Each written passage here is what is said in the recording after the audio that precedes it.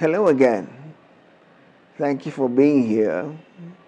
We started this, and I told you, we missed the first show. You can still catch it. This is the second one. Because we are doing it again. My name is Louis, and we're here for many reasons to help you make better choices. Governance is a wide subject, but it does not get better unless you get to choose better. And we shall find out amongst the people that are working with me at this, can we make better choices? My two gentlemen are back with me today. Cyprian, welcome. Thank you, Louis. Thank you, Louis. Apondo, Yes. welcome. Asante sana.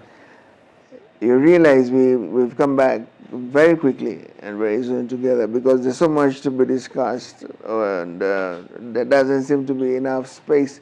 There's a lot we can talk about regarding the arms of governance. We feel have either been crushed or just breezed or altogether thrown out and run over.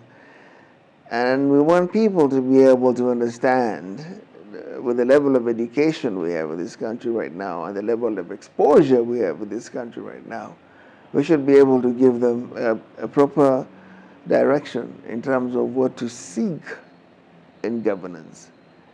For the very fact that we are a working democracy, and if we can reduce the nonsense we face day after day and concentrate on the good things that we have, like the good things about leading a country as beautiful as Kenya, then we can talk about having proper governance.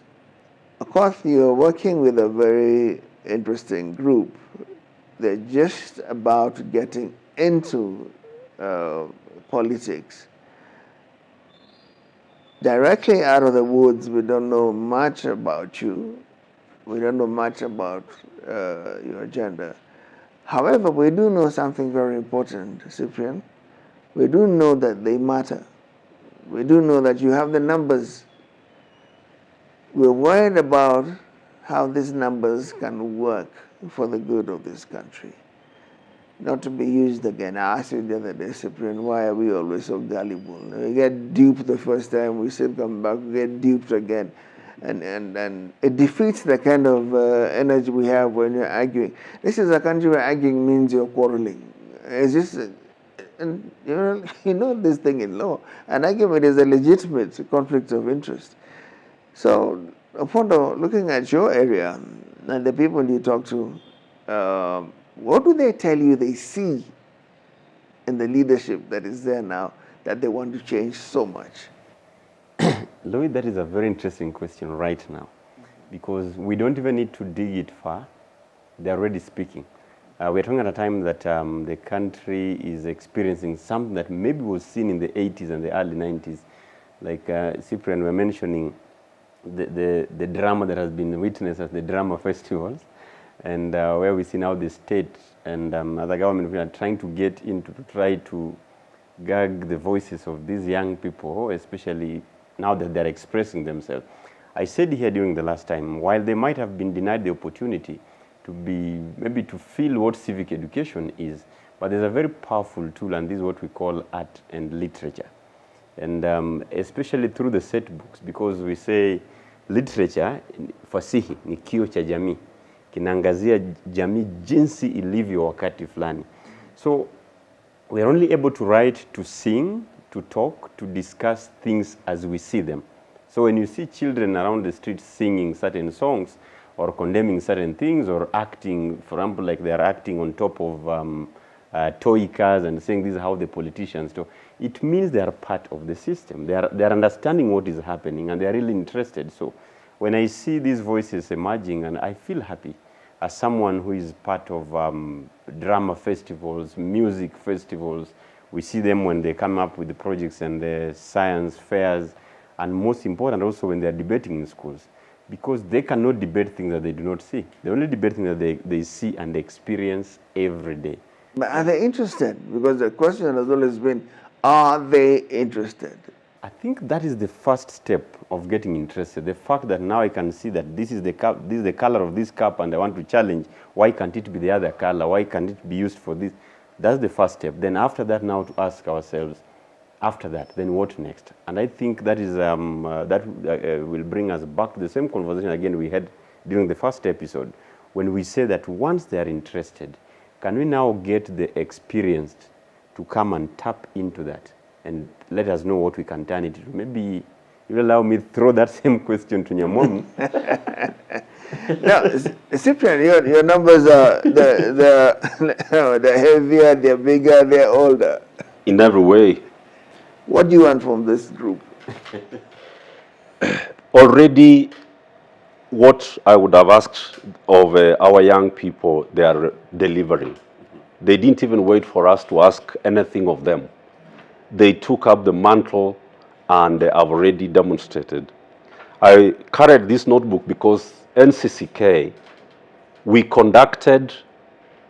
I conducted for them a nationwide research on young people, and we asked them, which are the ways you participate in governance as a people? Mm-hmm.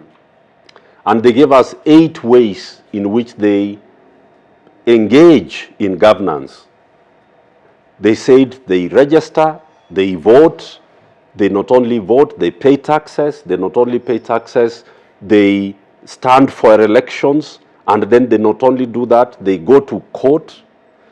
They not only go to court, they demonstrate and protest when things are not working. 8 things, how they participate in governance. And so they are a very active generation, the most empowered generation ever, because of the tools of technology that they have, but also because of the constitution we fought for. They are standing on this constitution that we struggled. When I was taken to committee by Moi in 2001, I was only 25, a committee maximum prison. This constitution, that was 2001, October. What did they take you there for? Because we had assembled on Gong Road at the RPP offices with the squatters from all the 77 counties, that time districts in Kenya, and we wanted to prepare a memorandum for the Njonjo Commission. And that was how we were going to give views to the CKRC headed by Professor Yash Gai. That's when we were taken to committee maximum prison. Yes, poor guy. Yes, you remember. So this constitution is not a book. This is a covenant that the people of Kenya have prepared, and the youth are standing on this constitution. The Gen Zs and now the Gen Alphas are standing on this constitution. They are also standing and using the technology. But number 3, they are utilizing their numbers. They are utilizing their numbers. So the idea of change in this country is not an academic idea. It's a reality that has dawned. And there are some people who are trying to push the door to stop the river from flowing. There are too many to be stopped. So the Swahili, you can see this. There were Swahilis say, no. Every time you put down this constitution, upon the one seat. Yes, it's very exciting. Because I want to know. That's what I want to know. Are you people keen to be part of this? Are you keen? They are part of it already. Exactly. I've given you the 8 areas. Not technically, but on their own, Yes. as a measure of wanting this thing to go right. I wonder, are you This is exactly what I wanted to mention. 2 weeks ago, I was in Korogocho and having an open forum discussion with the children from a certain school called Maranatha. Yes. Then I asked the kids, what makes you proud to be a Kenyan? One of the kids said, because of the lovely constitution. Then I asked the kid, grade 6, what about the constitution of Kenya? Then she said, Article 10 talks about accountability, and that's what we want from our leaders. National values. Yes, the national values, Article 10, and accountability is one of them. Yes. So then I asked this kid, what does accountability mean to you? And she said, as simple as, when I'm given money to go to the shop to go buy sugar, and then I end up buying something not what I was told to go buy, and I bring it home, I should be held accountable because now I've misappropriated. And you know, I liked how already they are viewing it and they are trying to bring this big terminology to their level so that they can understand what leadership, what some of these values stand for. Because when you ask people, my article talks about transparency, accountability, we are talking about the sense of patriotism. Why is it? Now the younger generation is starting to ask these important questions. Right there, that's Yes. an important duty you have. You have to find a way to remove these semantics, to remove these high-handed nonsense words people use to make it look like it's all so big. We can't do this thing. It's all so big. The words are unreachable. I like what you're saying. And to what extent are you pushing that? Because that is what the people who won't let go are trying to do. Yes. They mystify it, they confuse you guys, and then they get your votes. Sure. Why? Because the guy was better at an argument. At the floor of Kamukunzi, is it? Jacaranda, and somewhere else. So the louder the better. And to what extent, I'm just trying to ask you, Can I? how are they? No, let me tell you the Cyprian, extent. I want to know, the people he interacts with, how much are they interested in absorbing what is in this book? Very much interested, because you see, this, we are talking to a generation that are seeing pains in the eyes of their parents. So many times you'll hear children telling, you know, I look sometimes my parents and I wonder if in the near future I'll be able to support my parents. And you remember when I mentioned here Article 43 of this constitution, and this is a place, this is a part that everyone wants to be part of. These questions keep coming every time you ask somebody, what matters to you? I want a decent education. I want education that can lead me to getting a job. I want that when I'm sick, I go to hospital and I'll get medication. I want to have food. I want to live under a roof. And Basic truths. yes, those are the things that they're interested in. And I say, when you mentioned last time Utu, and to me that is actually what Utu is. Utu simply means that people can get water, people can get health care, people can get food, then the rest we can always figure out. So they are getting interested in this because they are realizing, you know what, in as much as, yes, there are other ways through which we can get power, and, you know, people get inspired by the likes of Traore of Burkina Faso, but we still have to say that this document was fought for. There are people who bled for this document. Indeed it was. Yes, there are people who bled for this document. There are Died, people who lost their lived. lives for this document. That's right. We are not going to allow more people die as long as we have this document. Now, it should protect us. Protecting us doesn't mean that we fear and run away from asking the government. This document gives us the power. Because Cyprian, as we stated, it starts by saying, we the people. So then the question is, who are the people? Tell The me. people are children, the people are old, the people are everyone who are within the territory. Opondo, of the Republic of Kenya. Opondo Louis responding is to asking for how the youth, the Gen Zs and the Gen Alphas are practically stepping forward to show that they are serious. Yes. This morning, 15-year-olds, 16-year-olds, 17-year-olds, Butere girls have gone to Lions in Nakuru, and they have refused to perform their play, Echoes of War. They just went there, did the national anthem, and they moved out of stage after a very powerful speech from one of the girls. And they said they cannot exercise their right of expression under duress, under fear, with police presence, without the audience. And they walked off the stage. These are 15-year-olds. When I was in school, we could not do that. They are doing it. What happened last year? When the finance bill was presented to Parliament, 93% of Kenyans said, withdraw it, reject it, do not amend, reject it. 93% of Kenyans. All of us were desperate. We said, we can't stop MPs. They will still pass it. What did the Gen Zs do? They went and said, you cannot pass a finance bill which 93% of us have said no to. They ran over that parliament, they closed it down, the president withdrew that bill. So they are not like us, Louis. These are not people who are theoretical, who are going to issue press statements and go home. They've got boots on the ground. They are saying, if we say no, it means no. And if we say yes, it means yes. So they are not like us.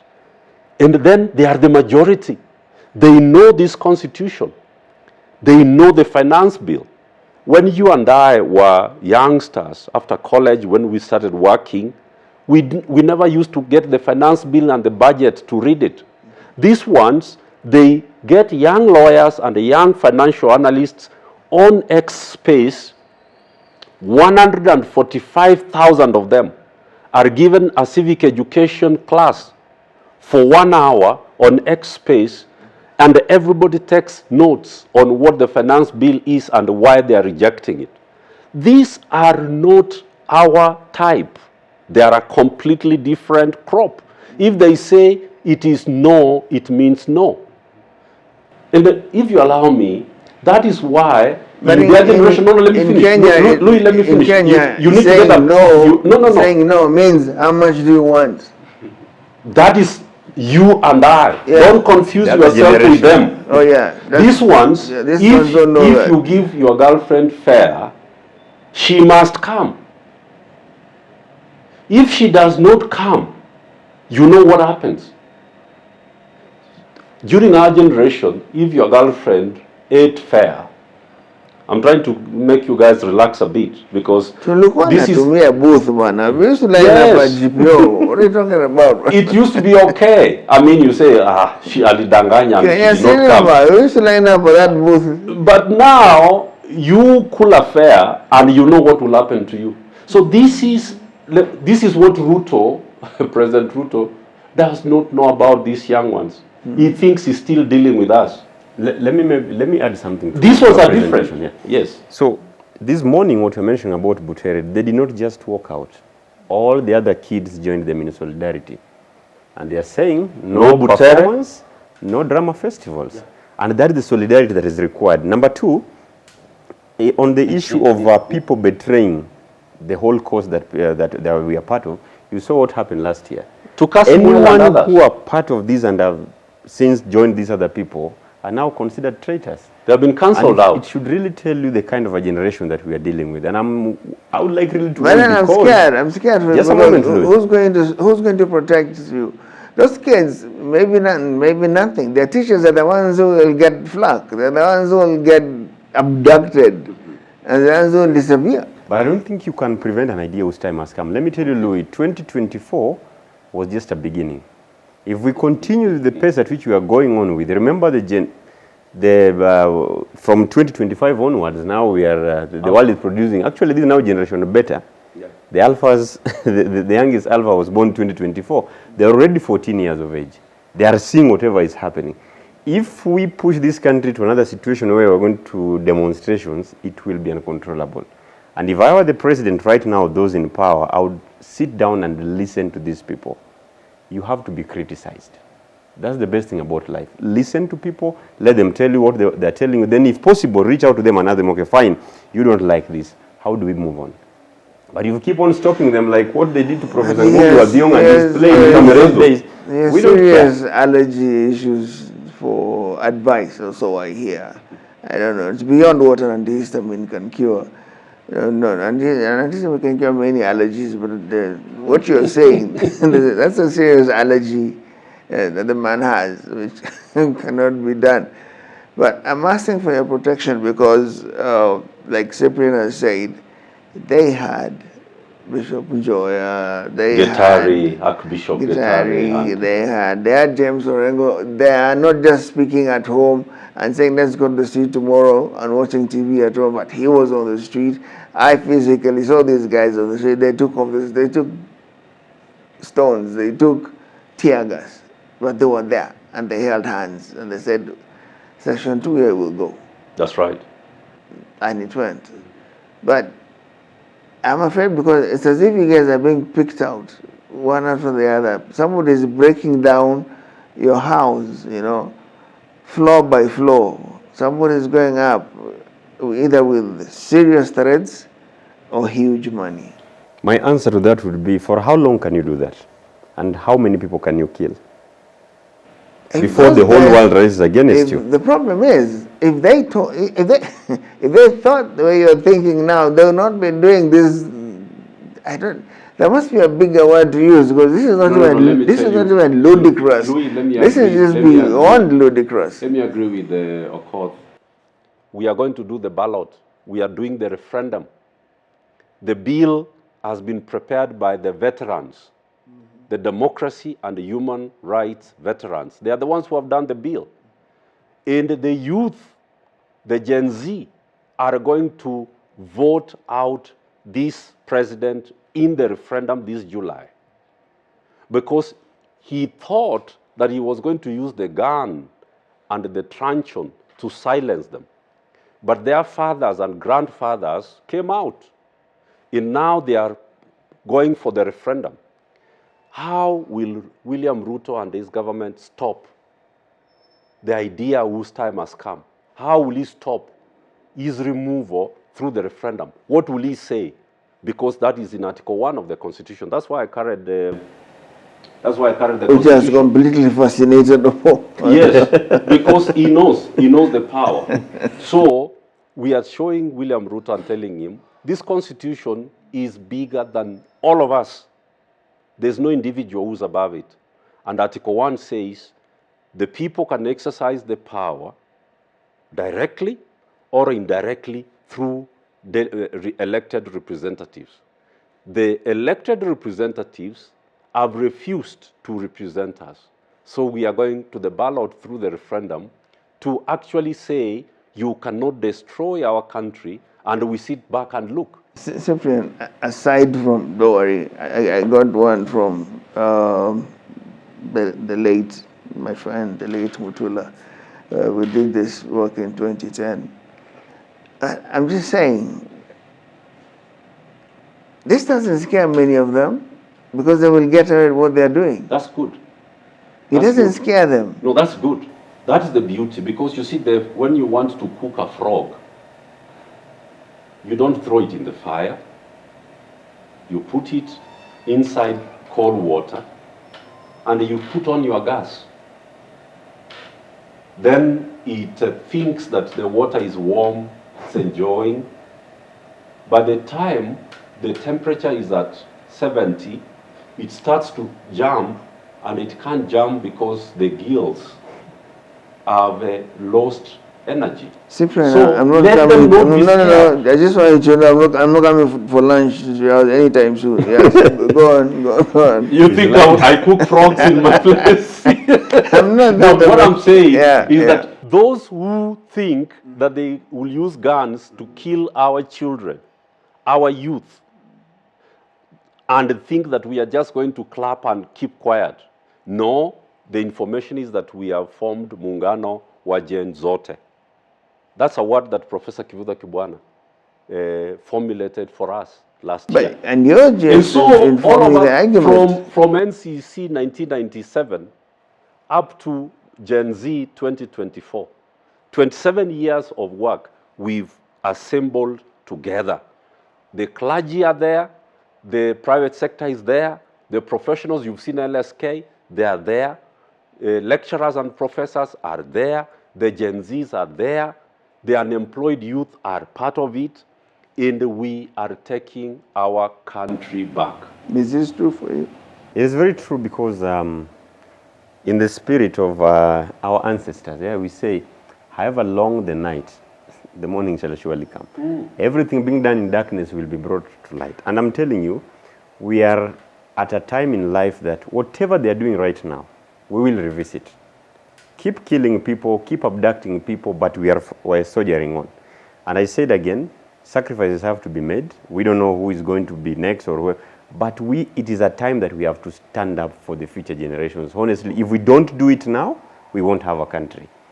A situation where the politicians are taking Kenyans just for a ride and always thinking that they are elected to office to keep on ballooning their stomachs on Kenyan taxes, this is not going to happen. People need a good life, and we are fighting for a better country.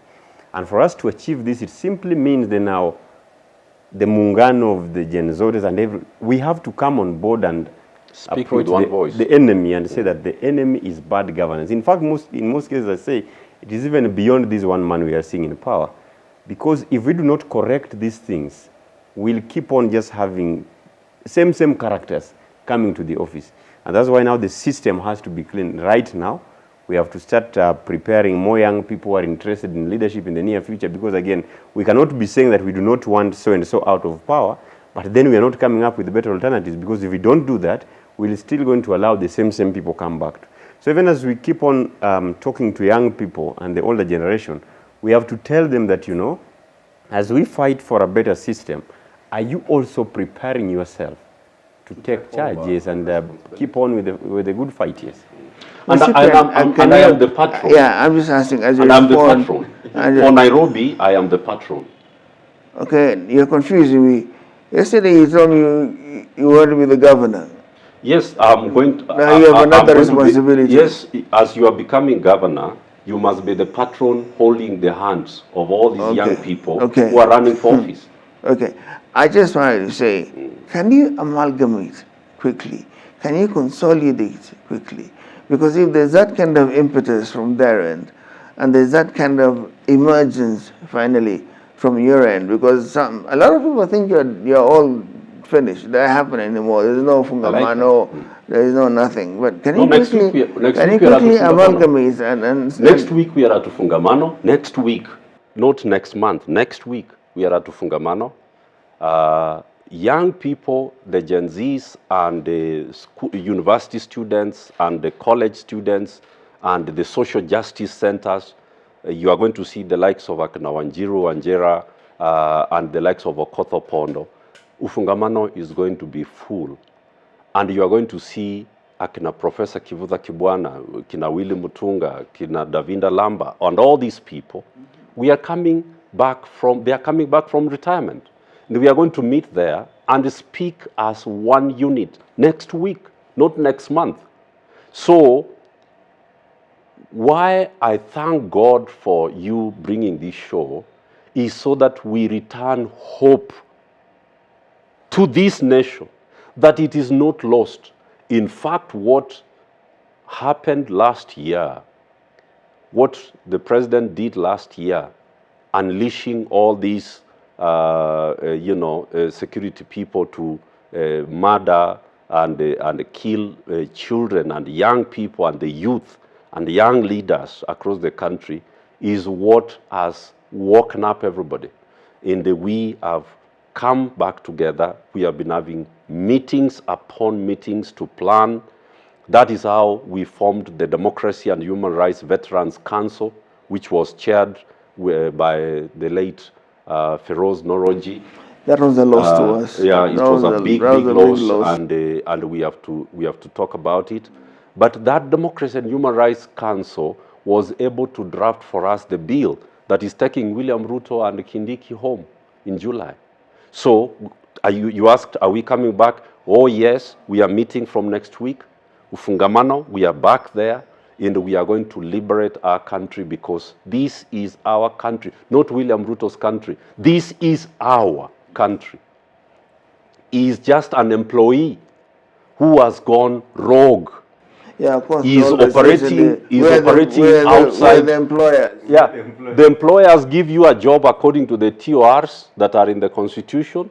Then you put the Constitution aside and start governing and destroying the country outside the Constitution. The employers are coming back together, and they will say what they want to say about a rogue employee. Is this true for you also? That's the thing, because the question that I keep asking myself all the time, why the majority begging like the minority? We are the majority in this country. How can the majority be the people again going on their knees? Minority voices. Yeah, the majority still going on their knees and asking. And I said last time, the biggest job of a citizen actually begins the moment election has been done. The Constitution gives us the power to say, Opondo, you are wrong. We don't hate you, the person, but we hate your style of leadership. Please excuse yourself, let another person take it. You will come back and ask us later why you want to lead us again. Why do the Kenyan politicians keep thinking and behaving as if they are God sent from heaven? As if they are the special ones sent to come and these people don't even want to leave offices. They at do all. feel entitled. Actually, just It is I was thinking of you two giving me a comment on. I don't want to go into details of that the trip to Murima. I don't want to go into those details. But two things stood out within that week. I think the commander in chief, I mean, not the commander in chief, that's the president. I think the KDF commander, he let down his rank and file in making those comments he made. I think he did not speak for the rank and file of KDF. I'm just wondering why it was so easy for him to take a script from up the hill. And we know very well, you could see him struggling to read and trying to say his own thing, but he had to read the lines that were there. Where is the strength of the military in that? And so far, we have not felt threatened by the military. Why did he feel compelled to do something so embarrassing? And the other thing is, then the IG pops out of an SUV in fully clad as the IG and speaking local dialects, no less. What did you see in that? Louis, just a quick reaction to that. You know, sometimes back I used to wonder why a country like South Africa would have three capitals, like the legislature sitting in Cape Town, then we have another arm sitting in Pretoria, then the other one sits in Bloemfontein. Now I understand. Because we need a clear separation of power, and this separation of power must not just be on paper, but also physical. We don't want a situation where the Chief Justice is about to sign something, then he's told, please come very fast to State House, because just everything in Nairobi is within 5 square kilometers. I mean, anyone can always reach out to anyone. We need total independence of these institutions. I mean, the police must know that they are there to serve Kenyans, not to serve those who are in power. The government of the day. Because remember, it is a government of the people, by the people, for the people. So we are part of this government. So when you become a president, you don't own the police. The police should work for everyone. And that's why sometimes I really feel annoyed when I hear that some people have power to simply direct certain officers or bodyguards or certain people not to show to work simply but they were because of telling the other us people. they were greatly enjoying and with a lot of happiness that the autonomy is now theirs. Yeah. And then he pops out of an SUV to campaign. What kind of autonomy is that? This is total bullshit. I'll just say that. Because that is not how a country needs to be governed. The moment we see that happening in public, I start asking myself that even on the questions of abduction, and severally you've heard even the government saying, we do not know who is abducting people. If government can admit that you do not know who is abducting people, then does it mean that the government itself has no control? It doesn't have information on what is happening around. Because if the police are not abducting Kenyans, then who are these people abducting? It goes Kenyans? back to what I was asking you guys yesterday. Why are we so gullible? People make statements that do not make sense at all And in we this agree to same these country. statements. And we are used to policemen, you know, and there are those who have been used to fighting with them. And there are those who are used to, oh, it's the police, we will go and talk to them. But nobody was prepared to see an IG on top of an SUV. Let me ask you, you think he's going to go scot-free for that? Not in Kenya. Sometimes it takes long, but sometimes it takes very short. I don't think that this Inspector General is going to last, because I know as I'm speaking that there are very serious plaints that have been drafted that are going to be filed within few days to demand for his sacking, if he cannot resign, for his sacking. In Kenya, you cannot violate this constitution and go scot-free. That is the civic education we are offering. People think that they can violate the constitution and get scot-free. The news is this, that very soon you are going to start seeing people going to jail in this country. South Korea. We don't have political will for that. The will is, where is it coming from? It's coming from the people. That's why the people are demonstrating that they can remove the sitting president and his deputy for violating the constitution. And they are going to do it through a referendum. That is how you generate political will. Once they see that the president is gone and his deputy, in future they will say, I cannot count on you. But how will we knock a DOD? You can't even reach the door. Don't be frustrated, Louis. Don't be frustrated. No, I can't believe. I mean, they were so respected. Let me ask you. Let me help you, Cyprian. Cyprian, let me help you. They're so Let me help you. respected. They're so I am respected. sure when you are young, For him to Louis, speak like that, He's going to pay Louis. for that. that Louis, was, I am sure going when to you were pay for young, maybe at our there was ages, so much respect. you'd never have imagined that someone, a deputy president, would have been impeached in the Republic of Kenya. The way we are When talking we were right growing up, we were Yes. just taught to avoid the AP. Exactly, exactly. The AP The was kind the of- ultimate of The kind of talks the we are most having here, material, I'm yeah. sure would not even be allowed to happen even in the 70s, or someone would already been here. Coming to. I've read stories of the likes of Mpuri in his prime days when he says that he was arrested while praying simply because he said, God give us, we hope you can give us a decent country one day, and we opened his eyes and realized the handcuffs were waiting. Now we can speak the way we are speaking because of the progress. So whatever he's saying, it is going to happen because we are moving towards that path. Culture. A day is going to come Culture. in this country that ministers will be frog marched to court if they cannot, if they are defying court orders. A day is coming that former presidents, So bad, and I'm not former even presidents ADF, will but I be felt sued. really bad for the Louis, man do to you do believe that. what Opondo is saying? Do you believe that this I gives us the wanted, power? you know how sometimes you want it. I wanted so much to happen. I don't want to lock onto it because I don't know what will happen to me if it doesn't happen. I'll be beyond depressed. Because I cannot have somebody commanding KDF reading speeches like those. I cannot have our IG on top of an SUV No. There are consequences. speaking loyal. There are consequences for bad behavior. In this country, there have not been consequences. But under this constitution, we've seen the consequences. And Louis, there are many examples under this constitution where, you remember retired former President Uhuru Kenyatta sending 10,000 police officers to Kiganjo. We went to court. I was one of the people who went to court, and we said, no, they were not recruited according to the law.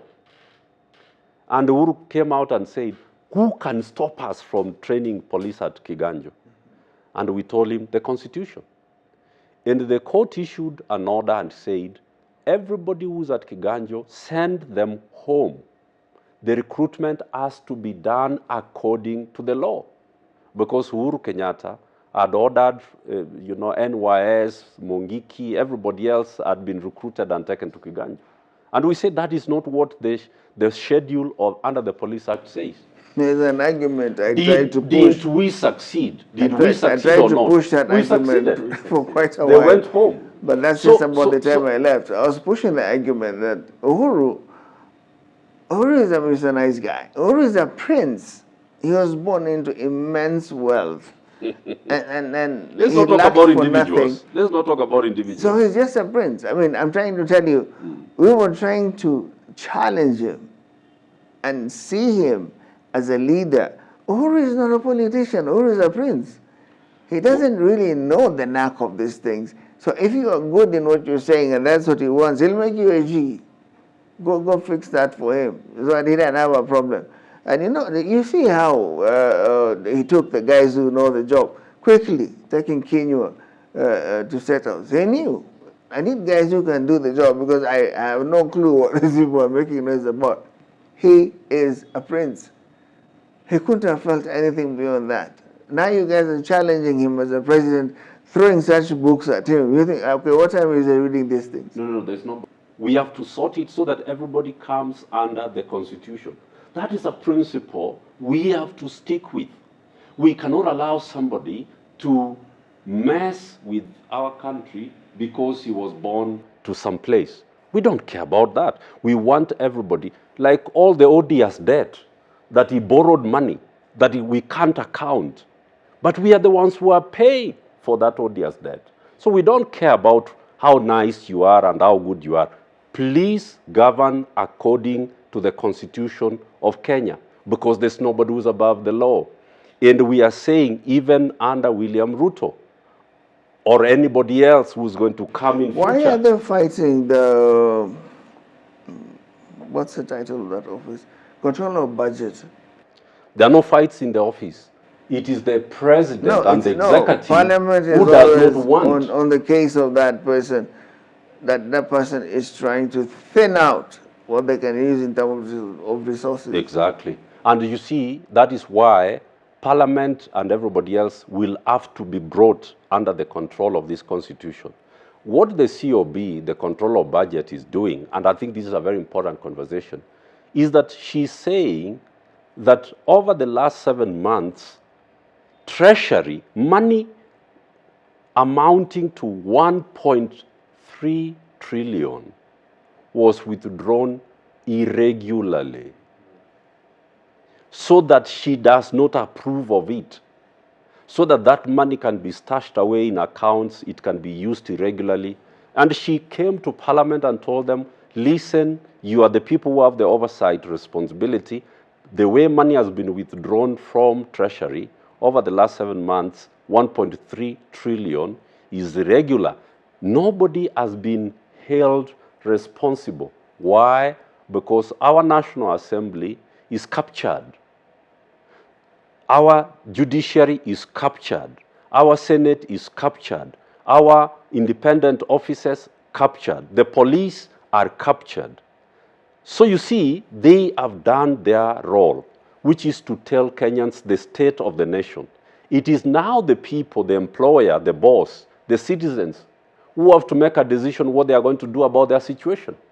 Because the officers have done their bit. That is true. That is true. And there's a guy. Before you bring another question, hang on. That is true, because there's a gentleman I know, and please don't make me say who he is, because Please don't. Within 24 hours, I know I'll be dumped somewhere, and you know. No, you will not. If I'm like Alberto, because the gentleman is still in government. Yes.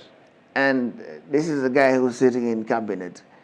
And I have seen him, this is not something I was told. I was coming in and to park, and my lights coincidentally fell on what was happening between his SUV and some other car, and they had reversed close to each other, and they were moving hard cash from this car to the other.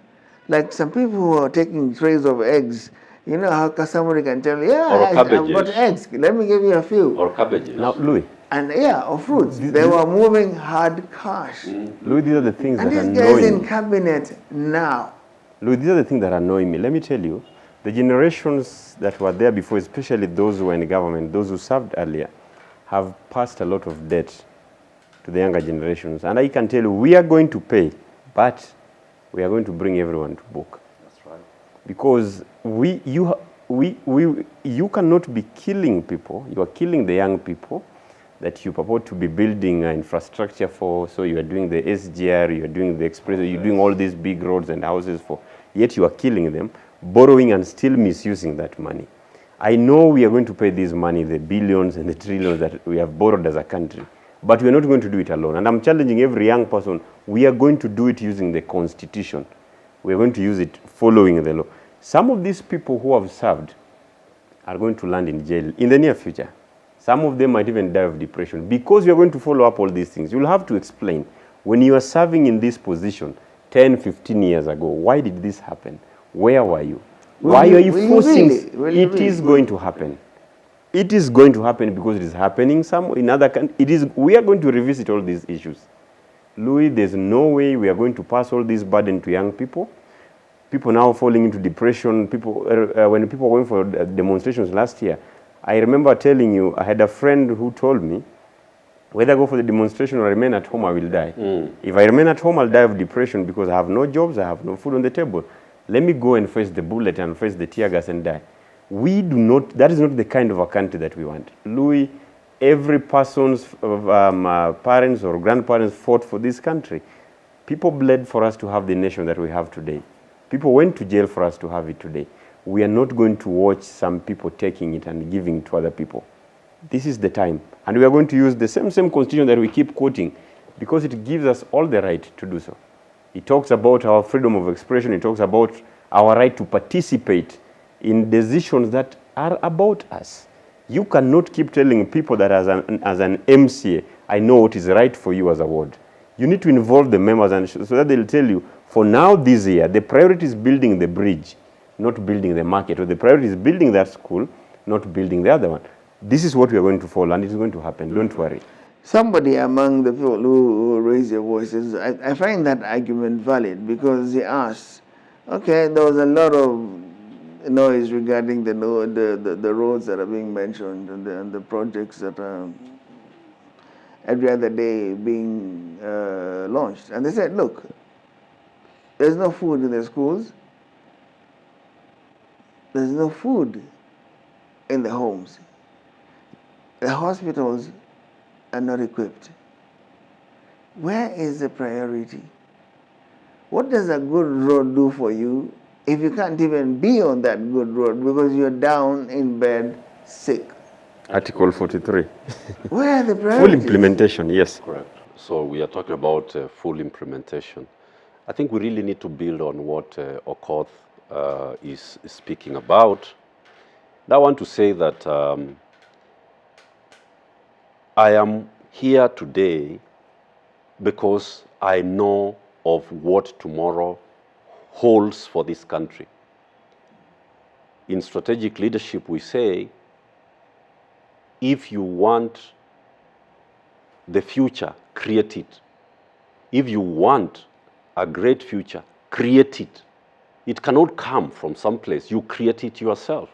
And that's what the Gen Z and the young people of this country have demonstrated.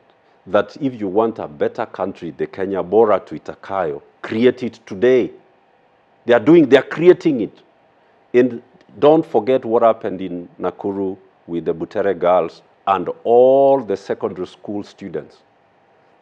Don't take that as a one-off because that is their spirit and even that is their the guys character. who are there now, they're sharing in that same prayer because they feel entitled. So they feel that it is the work of God that they're there, and that's why they're bleeding us dry.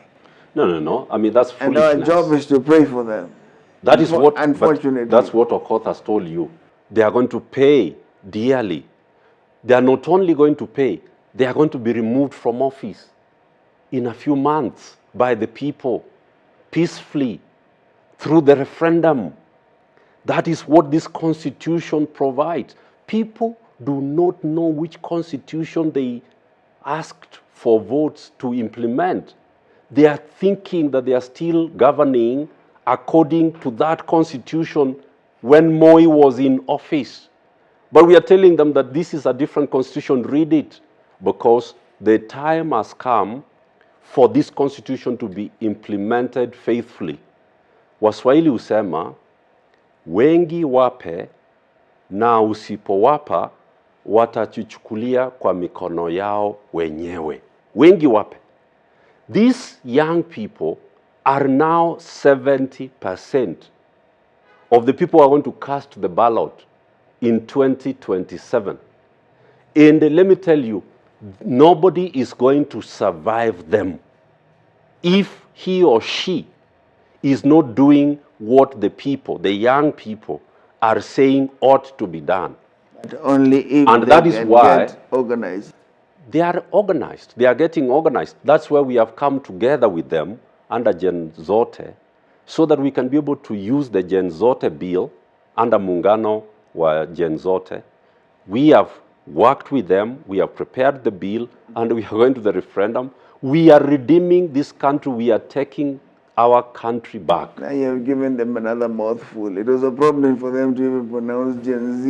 Now you're giving them Gen Zote. They can't pronounce these things because it's not them, and they're busy trying to own it, and it's not them. Right? No. We're giving them We another have to headache. come with them Let's so practice that on we that. do And the then Muungano wa Gen I Zote. want to know why it's so interesting. I promise you, this is real. If it looks small, maybe you think there's parts of it that are that are missing.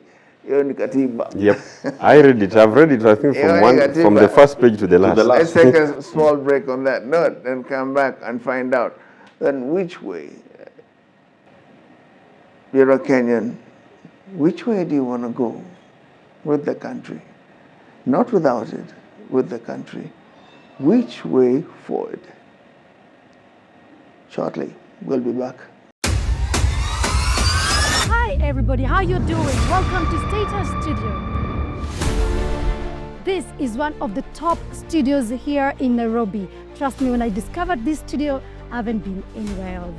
First, their sets, they are pretty amazing. We have the pinks, we have the maroon, we have the blue, blacks, just all beautiful colors. And obviously, you know they have white because that's what some of us love.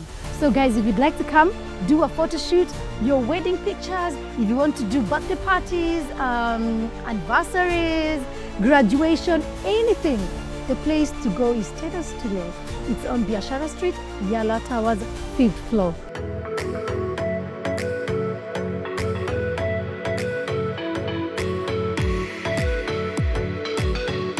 Trust me guys, all those pictures you've been seeing of me lately, courtesy of Status Studio. Welcome back. This is Louis, and we're doing it again. What are we doing? We're learning governance for our benefit, for this country's benefit. What can we do better for this country? In the wake of what is happening in some of the countries, we think our dreams may be fulfilled. Turns out people like Donald Trump are going to give you a different script in the end. And so will other countries. So we have to fix this country because we need to stay in this country. We're not going to go anywhere else. We're going to be here. And we want to be here, but with people who make being here not just a dream, but a reality of a haven of peace. But if you said upon those people, you're actually a patron to what your people do and what they're doing. So there's a huge amalgamation going on somewhere that clearly I had no clue about. Thank you very much, Louis.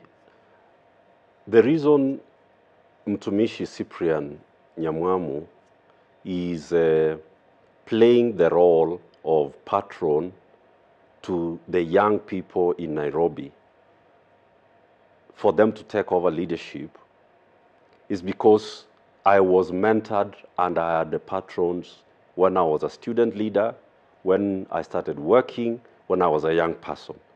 I didn't just become who I am today on my own effort. I had the likes of Professor Kivutha Kibwana, the likes of Willy Mutunga, the likes of the late Professor Wangari Maathai, the likes of Professor Maria Nzomo. These are the people who held my hand and showed me what needs to be done. And that's what I'm doing across all the 17 constituencies of Nairobi.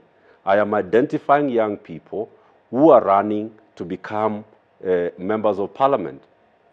The reason I told Opondo that he must run in 2027 is because we must get the people who have the fire and the commitment to be in the offices. We are going through all the 85 wards across Nairobi. And I don't want just to become a governor who does not have the right leadership in the county assembly. I don't want to be the governor of Nairobi without 17 able, capable, and committed members of the National Assembly. I want to work with a senator who is committed to transforming Nairobi and creating a new Nairobi. I want to work with a woman rep who believes, like I do, that no Nairobian should be left behind. So that is why I have offered to be the patron, and we are right now in the process of registering the political party that is going to offer the platform for all the progressive young people in Nairobi. And I told you in the last meeting that we are not just going to ask them like ODM, like so-and-so does, pay this amount of money. We ourselves are the ones who are going as their patrons to help them campaign, including paying for their campaign expenses. These are jobless young people. How do you expect them to run for office in a city like Nairobi? And they don't have the money. They can never get elected. And that is why you get people who are not qualified but have the money getting elected as MCAs, as women rep, as members of parliament, as governors. And then when they get to office, they are criminals, so they continue with their criminality. That is the role that I am currently playing. You're chasing Kenya Bora. Kenya Bora Itakayo is not going to drop from heaven. We have to create it ourselves, and I am playing my part of going out, identifying the young people, training them in our institute, coaching them, mentoring them, preparing them, so that when they get to office as members of the county assembly, as members of the National Assembly, as senators, as women reps, they know what needs to be done. And where is that going to stop? We also must determine who Nairobi is going to vote for as the president and commander-in-chief of this country. And obviously, William Ruto is not qualified for that job. At least that one we know. Yes. At least that one we know. Kenya Bora, sio Bora Kenya. Kenya Bora tutakayo. Show me your place in there.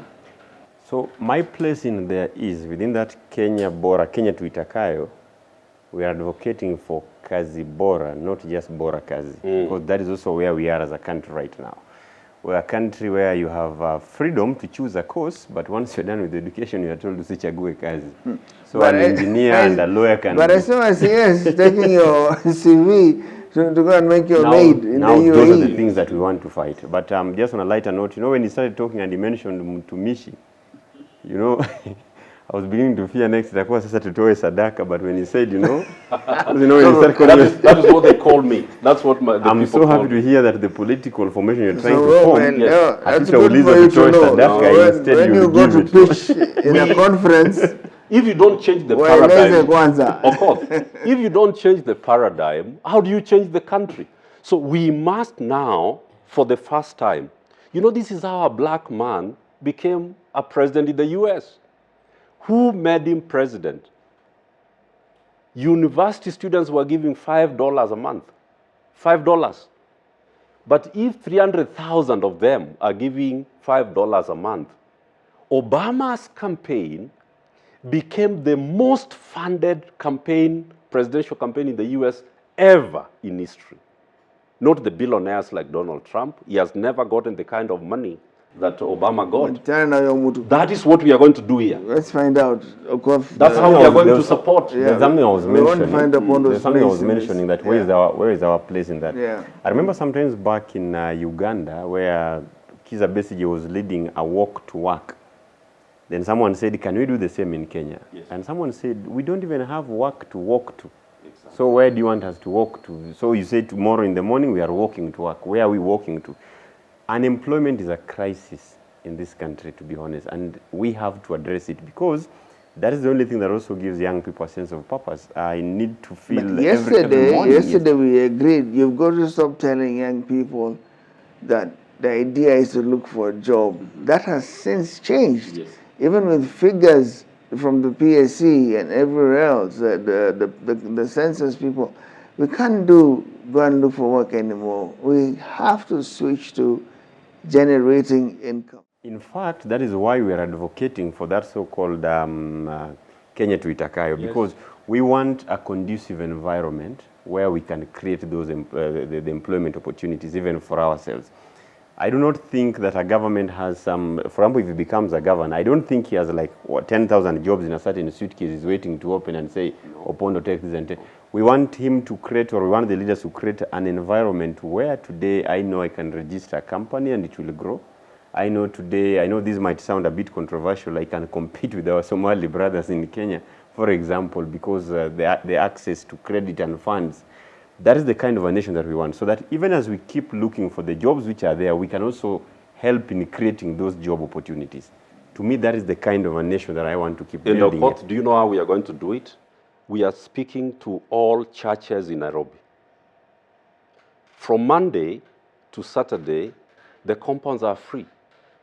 In all the 85 wards, if they can allow us to use the compounds, and we pay them a little fee, and we set up business tents in each of those compounds, and then we go to every ward, there is a social hall, and then there are stadiums in every of the 17 constituencies that we are going to set up. These are going to be the centers for creating a minimum of 150,000 jobs, not us creating for young people. Giving them an environment, the security, the electricity, the water, the sewerage, to create the jobs. If you do not have a plan for how the young people can be able to generate livelihoods, incomes for themselves, and we have demonstrated that there is a formula how this is done. You only need, and Okoth has said it very clearly, you only need to create the environment. And the young people that we have, if you come to these streets in Nairobi on Saturday, on Sunday, every street, at every street corner, there are young people who are shooting content. They are uploading the content. They are earning from the internet. And then Ruto comes to tax them. You can imagine what kind of an evil government this is. You ask yourself whether there is a soul in the leadership of this country. And that's why we conclude by saying that, in summary, for us to get the paradigm shift, we must know that we do not have leaders, we have dealers. So 2027 is an opportunity to usher in leaders, because we don't have any. We have dealers. Cyprian, my only quarrel with you would be if I do not see the argument that we should not proceed with 47 counties. Don't make it my quarrel, because I have a solution for that. Don't quarrel. I want us to be patient, because we are about to negotiate an important epoch as a country, because we are now cognizant of the fact that this country has been taken over by our young people, because they are more than 70% of the voters. The policies we are now going to make have to be policies about them, not about us, right? So I told you that the negotiation to amend the Constitution, because you have to do that, to reduce the muzigo, is an idea whose time has come. It is not going to be done haphazardly. There has to be a national sovereign people's convention convened for the people of Kenya themselves to agree. Is it sustainable that we can have 47 county governments? The answer is no. Is it sustainable that we can have this burden of 349 National Assembly members and then 68 senators on top of that, and then 47 assemblies with it? The answer is no. So what do we do? Somebody ran in there and ran into the treasury with a lot of oomph, and I was thinking, how are you going to knock this down? Last time you mentioned something. I understand he had a few difficulties somewhere the other day. But him, even as a person, there's a comment that was made by the president somewhere, and the president said, look, if I was doing this thing sideways, but now I've got people around me who think we can all sink this ship, then why should I worry? Like, he knows the ship is sinking. But it's like, come along, so I'm not blamed alone. Come along. And for sure, I don't think Badi sleeps a lot lately. Louis, allow me to mention something again. So, let me speak from the constituency that I come. That is Kibra constituency. This is a constituency that hosts the showground. And imagine that ground, that whole land is only utilized for the 30 days in the month of September. So if you want to know what is... It's actually 21 days. Yeah, it's actually 21 days. Yeah. So the rest of the year, we are waiting just to... We were just waiting for the... can we use it for something else? Number two, there's a time I had a very serious engagement with the young people in Kibra, my constituency. We are the constituency that host like all the major headquarters in Upper Hill. That is Kibra constituency, my constituency. Yeah. We are the constituency that hosts Kenyatta National Hospital. We host Bagathi District Hospital. Some of, these big schools are all in our constituency. How is it that even my own people in my constituency still do not even have access to internship and work placement in some of these institutions, from UAP towers to KCB headquarters, Equity headquarters, all this? So this is now where the leadership comes in, to try to negotiate for opportunities for people within. You're trying to maximize the potential that you have within you. Now that we have all these things. This empowerment was deliberate. Yes. So that is why now it was not a fluke. Change. It's not just a situation we walked into now. About this empowerment was deliberate. Yes. Another thing that I also want to mention very fast. When you see young people organizing themselves into smaller football leagues like a constituency, our constituency, we have them playing every weekend and they have this small. Is it time to start thinking on how to commercialize some of these activities that young people are doing? Can it be like an income generating? Start pushing businesses to start investing in this small, when they are acting in the community, they are playing football. Can it be something that they can leverage? That is now we are talking about creating employment or creating opportunities for these people. If the government cannot do everything, and that is very true, can it then just create a conducive environment where these young people can do things themselves? That's why we are insisting. And that's why we did devolution. Sure. That's why we did devolution, because, and I keep saying that Chapter 11 of this Constitution on devolution is the revolution. Is the revolution. Because national government in Nairobi is incapable of understanding what is needed in Migori, in Mandera, and all. That's why we created county governments. And they have not done their bit. They have not performed that role of making counties the engines of transformation, the engines because of economic. For them it is safer and more fulfilling for them to continue being foot soldiers. Up to this point. Up to this point. Up to this point. Their age not going forward. Notwithstanding. We have to and bring they're still being foot soldiers. Louis, that is why we must bring the revolution of devolution. Devolution is the revolution in our constitution. We can no longer sit here, those of us who made the constitution, fought for it, died for it, were arrested for it, were jailed for it, cannot sit here and see criminals parachuting in, destroying counties, and dashing the hopes of our people. That's why we can't allow the nonsense that is going on in Nairobi to continue, where you get people who have destroyed industries elsewhere, people who are money launderers and drug dealers coming over and being given the responsibility of, we say in leadership that if you do not know the purpose, then you are definitely going to destroy what you have been given. If you do not know the purpose, abuse is inevitable. It is these young people who know the purpose. That's why they must be given the keys, because they know the purpose and abuse is not acceptable now. But what if the guys who are there now maybe had that dream? Which ones? And sadly... Which ones? Sadly. No. I don't want to say their names. Let us not confuse. I'm just saying, sadly, there are those who could have gone into leadership and tried to be genuine, but they finally realized that they don't have a voice. There's no independence. They went there and they were told, "Hail Caesar," every day, and that's all they do. Everybody's and now they decided, "Hail Caesar," and I take my payslip and I go home, and everyone's happy.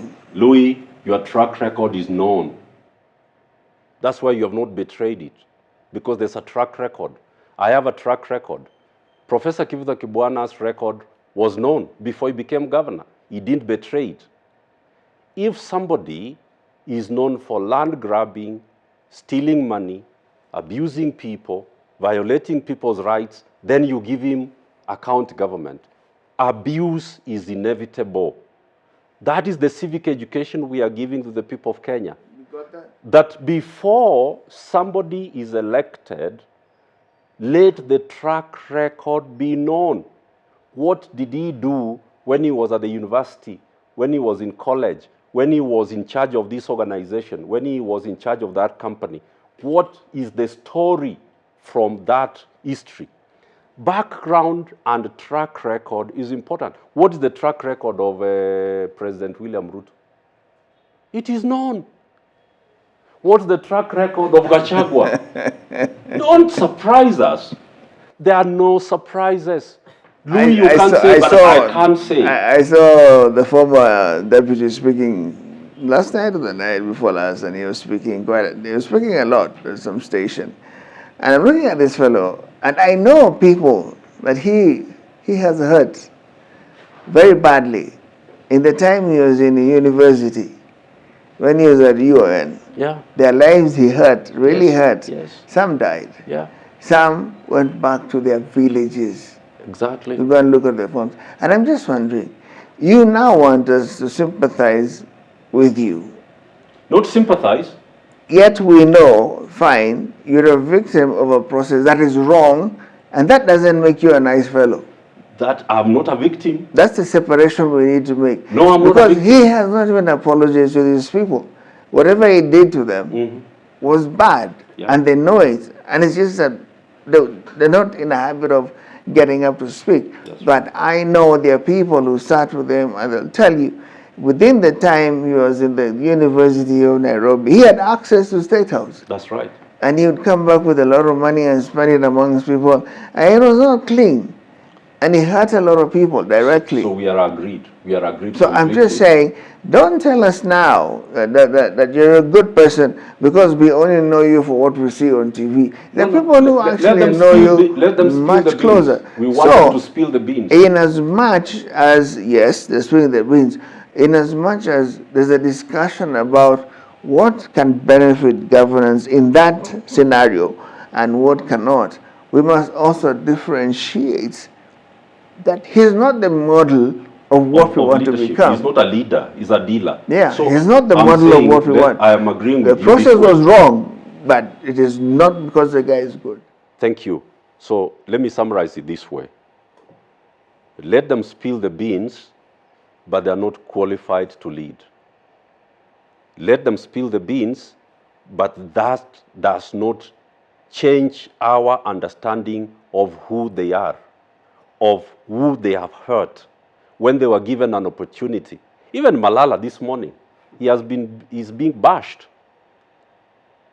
Because when he was a powerful cabinet Secretary General of UDA, he was saying that the president is doing everything that is right, even hurting people is okay. Now this is happening and he is saying that he's a good guy. It doesn't change. So what we are happy about is that they are spilling the beans. But that does not sanitize them. As individuals. As individuals. But let them spill the beans. We want the beans spilled because we are going to use that evidence for doing what Okoth said, jailing people. But that does not make them innocent of the tragedies and travesties they have committed against the people of Kenya. That is the code of leadership we are going to go forward. He has not even apologized for that. And he's now telling us he's besieged. It's not about him. It's about the processes that are happening in the country. Agreed. So this has to be separated. People like what the KDF person did, that is not KDF speaking. That separation has to be made. Those people, KDF has been respected, KDF has been admired. It is our KDF. Children look at them and they're in awe. Just looking at them and looking at their uniform and seeing them at the arena when we used to have crazy short times, real ones, then all of a sudden he's reading a script from the Hill. And what is his business? You know, May was a dictator, nobody will argue with that. But can you deny that he had order? I can't deny. He had order. People didn't work from the SUVs. People organize meetings. You have the power to tell your people, bring my people to whatever stadium, whatever ground that can hold them.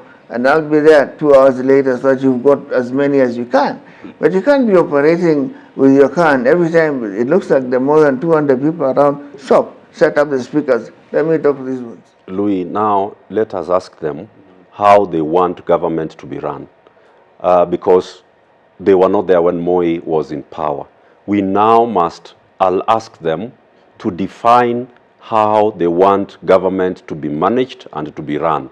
And you know, they told Ruto last year, and Okoth has repeated it, they want a government where things work for the people. When they go to the hospital, they get medication. When they go to schools, schools are operating. When they get out of their doorstep, there is security. When they need to travel, there are roads. They want a country that works. That's their definition of the government. Let me get something very quickly, even from Opondo, because I want you to make that part of your problem. I am making it your problem. But I'm asking you, Cyprian, where do we have that habit? Where do we have that resonating call from Kenyans that Cyprian has done so well? Guess what? There was his little brother back then in class 6 and class 7, and Cyprian taught him. And Cyprian taught him a lot. So when Cyprian, it comes time for him to put on his cap and his big coat because now he feels cold, asks just for one car and goes back to Kisii, it's okay. Leaders do not hand over in this country. They don't train for people behind them. They leave mayhem behind them. That is in the past. And they want to stay and stay and stay. That's in the past. That's in the past, Louis. What are you guys going to do about it? Nobody, I know, even without being in any of your meetings, I know for a fact nobody comes to sit there to hand over in the sense that, yes, I know why these young fellows are here. I'm happy that you're listening to them. I'm happy to listen to what they say. I may not be their age. I may not be their target. But guess what? You're the guys who are going to be in my office tomorrow, so pay attention. Has it ever happened to you? It happens, yes, once here and there, but I would like to... Yeah, let me just mention something quick on that. So, the challenge that we have in this country is that we over-glorify mediocrity. So, those who do a lot of nothing are the people who come out and are praised a lot. Then the real people who work on the ground, we don't really talk about them as much as we should be talking about them. And yeah, this is now where proximity to and power. This is now where I also blame to the me, media. You're it's also maybe powerful. time to start telling our stories in a different way, and maybe platforms like this should now start coming out strongly to talk about some of these things. And I said here last time, leaders are not just politicians. We need to go out of our way and find out more people who are doing amazing things in the community so that we can inspire more young people to take leadership in their communities. Because now even the challenge we are facing at the current moment is that if you ask somebody, do you want to be a leader? Yes. Who is a leader? A politician. We want young people and every Kenyan to know that leadership is beyond I need you to promise. It's heavy yes. lifting, Yeah. I understand. Yep. But I need you to promise you people are ready. Even if it's a matter of going to the library, because you know, for Kenyans we are known. You want to hide something from Kenyans? Put it in a book. You have to do the heavy lifting and tell guys, this is what we are following. I can assure you that because if you are a social media user, you do realize that even in this constitution today, if you go to TikTok, you'll find how people are analyzing it. Serialized. If you go to X, you'll find how people are analyzing. If you go to YouTube, you'll find, even on Instagram, we are talking about this. So while you might not see young Kenyans in a library locked and studying like the previous generations, but we have our own ways of getting the hard information. Last year was the passing evidence. it. Yes. Last year. Yeah. The finance bill was ilichambuliwa, ikakuwa reduced, it was put on X, then Twitter, and everybody understood why they are coming out to the street. It was the trigger which led to Ruto must go. But they understood what the finance bill was about. So and they were saying this is the article of the constitution that has been violated. Tell me about training to be ready, like you're ready now. You're ready and fit and you have the oomph to take office. But are you training somebody else? Because, I've just announced, because once you do that is why I've you realize announced, you're leaving a gap behind That is why, you know, Louis, what you're saying is... you're leaving a gap behind I think the reason, what you're trying to say and you're not saying it, I can say it for you, is that who have people like Raila Odinga prepared to hand over the leadership to? You're saying it for me, man. I'm saying it for you because I know what you want to say, but you know you have to be civil. Me, no, it's because I've worked with these people. It's not even being civil. No, I'm just being polite because no. Technically, So you agree with me that I know what you are saying, what you want me to talk about. I retired with President Kibaki's government. I never knew what Uhuru was doing. I was unwell. Let me answer you now. Let me answer you now. And you helped me personally. You know my story. Thank you. So now you out on I know what you want me to speak about. Okay. I have said on this show that I have taken the personal responsibility of going to look for the young people. I've given myself Nairobi. I've made myself the patron, and I am going to the 85 wards. I am going to the churches. If you see the number of young reverends that I'm training at Tufungamano, who are coming out and speaking on Twitter, and they are speaking on their Instagrams, I am doing it deliberately. Every year, under the student mentorship program, I train 400 young people twice a year. That's a total of 800. The freshers and the leavers. So we are running an active program directly to prepare young people in terms of how they are going to live on university and what they are going to do out of university and college. But across Nairobi's 17 constituencies and across Nairobi's 85 wards, we are identifying, we are training, we are coaching, and we are mentoring, and then deploying these young people. So this is the work that we have been doing very quietly over the last 11 years, and it is starting to bear fruit. We have a relationship with all the churches. We have a relationship with the leadership of mosques in Nairobi. We are working with the Hindu Council of Kenya, HCK. We are working with the Seventh-day Adventists. We are working with KCCB, the Kenya Catholic Conference of Catholic Bishops. We are working with the NCCK. I've just told you about the researches we are doing and the models that we are building. So we are not theorizing. That is what we are doing. That's what we are doing. It's not because of the name. Yes. Because I've interviewed all of them. Exactly. So you know it's not about a name. I was trying to see, is there a concept going on beyond the name, or two or three names, because they don't hand over. They are a tragedy, they don't hand over. Before we have to close, do differently. What is the one important thing you want your viewers to know? And then Sipram will close for us. Great. So for me, maybe to talk to fellow young people who are listening, whether you are listening from Nairobi or Western Kenya, Coastal Kenya, Rift Valley, anywhere, I want you to know that there's a time that things used to work. There are times like in Nairobi when a river was a river, not a sewer. A park was a park. You could go out over the weekend and hang out with your friends and your family members. Malls were malls, schools were safe, hospitals were places where you were guaranteed to get better health care. Transport system was working. Garbage system, you knew that garbage would be collected on time. And I'm telling you, we are not at the point where the pilots will say it's a point of no return, because as in this show, we are doing it again. We can do it again in this city. And if we do it again in Nairobi and make it happen, we can do it again across the whole cities. There's only one single prayer that I always want you to pray, and every time, and it says, E Mungu nguvu yetu, ilete baraka kwetu.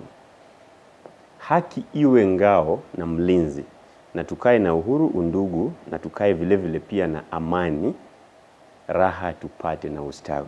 We can do it again, Nairobi. We can do it again, fellow young people. Believe in this.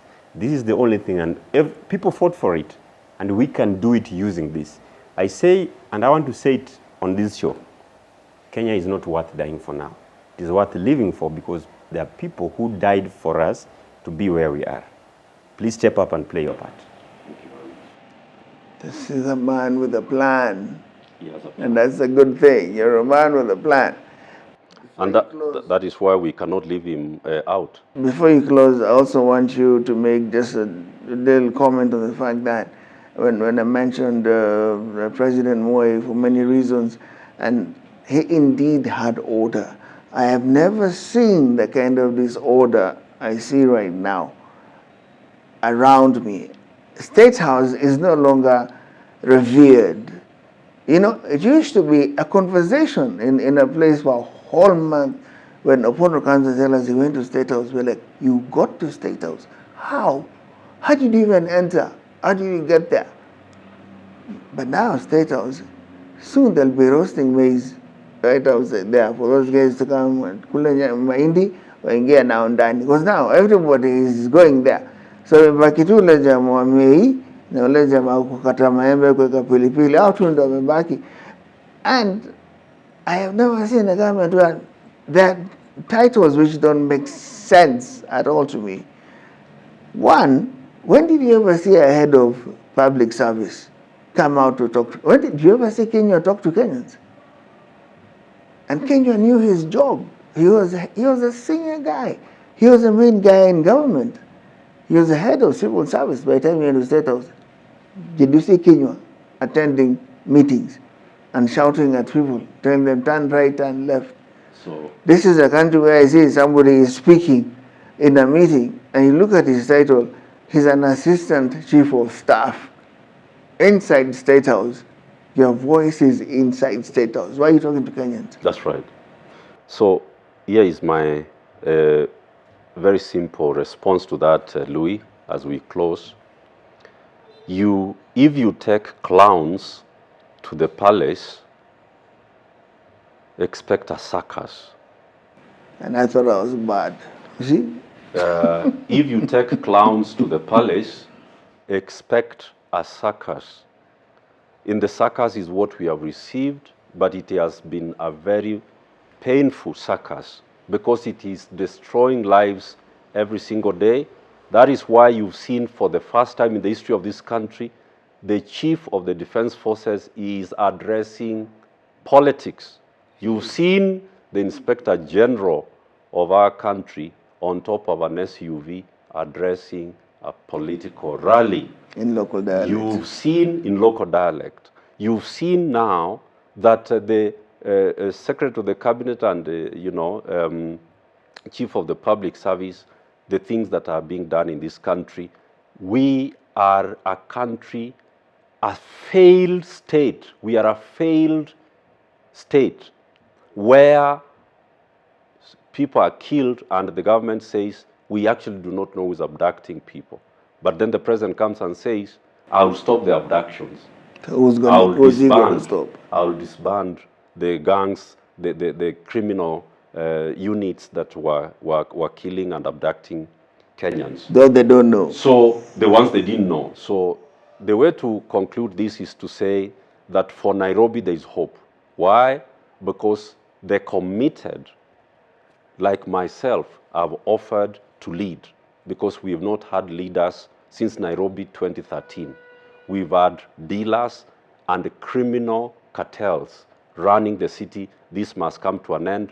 And the Kenyans are the ones who have the responsibility in Nairobi to work with our team, Muungano wa Gen Zote, so that we liberate this country. We want the best of the old and the best of the young people of this country and the best of the adults like myself to bring the expertise, the experience, and the courage and the moral fiber to transform this nation. I've given you the plan that we want no Nairobian left behind. That's where we are going to the wards and we are going to the 17 constituencies and identifying the leadership, training them, equipping them to deploy them. May God bless Nairobi, but may God bless Kenya, indeed. You're definitely a man with a plan. It was deliberate to have you start this show. Both of you are leading huge constituencies. I know some of them, it's just that there were people involved and you don't want them to get involved in this. But you've seen the time you've worked in Kibra, you saw what happened to you. You know what happened. You remember rather. You remember what you went through. Just because you stuck your head out and said you want to be of help to your people. You saw what happened to you and you survived it. We'll bring him back. And you're a brave chap. No, you should. His story is bad. I know it. His story is bad. So, for the brevity, I called you here because I wanted to introduce you to other people who also have a plan, but they're not afraid of the things that you were put through because they cannot have that kind of intimidation. That's right. That you went through. So I need for you guys to work together with the people you work with. That's right. So that as we talk to them, what we've done here, we've laid out the kind of things we need them to speak to or to address. Because I don't want to just have a shouting match here and have all the balls thrown up in the air and we don't know what's going on. That's right. That's We want to see people with a plan. Okotho Pondo, thank you. We're watching you very closely. This doesn't mean I'm done with you. You're going to be here soon again. Cyprian, Thank you, my brother. you know we're just starting. We're We'll just do it starting. again and again. Thank you. Dear viewer, thank you for the time you've chosen to spend with us. We hope it has been useful in whatever place you are. I pray that God has kept you well. If you're in Kenya, if you're in the diaspora, there are brave people in this country, men and women, who will come here and talk to you and show you they have a plan, that Kenya is important to them. It is because of this kind of energy that I've been seeing around me. I had to pick myself up and come out from my retirement since the late President Kibaki and say, we can do this again. So we will do it again, and you're going to be part of it. Thank you for watching.